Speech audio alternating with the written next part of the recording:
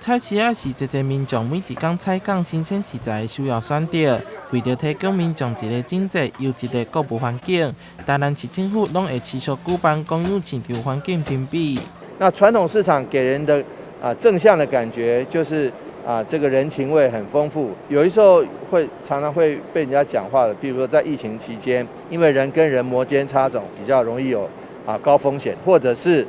这个菜市场的整洁程度让人有时候会诟病。评比主要针对市场周边环境进行检查，亲像是出入口、涂骹、水沟等等。另外，也对单位经营管理以及顾客经营等项目进行评分。这摆也搁特别邀请一般民众组成秘密检查小组，无定期造访各个市场，以消费者的角度找出容易互疏忽的所在。我们特别来这个做一个传统市场的一个整洁评比，一方面让传统市场保持它的浓浓的人情味，一方面又有像新式超商这种干净整洁。那如果两者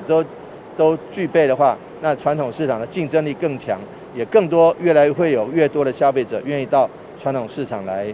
购买他们的去采买菜。所以呢，我相信这个活动会持续，而且不只是一次性，我们会经常性的要求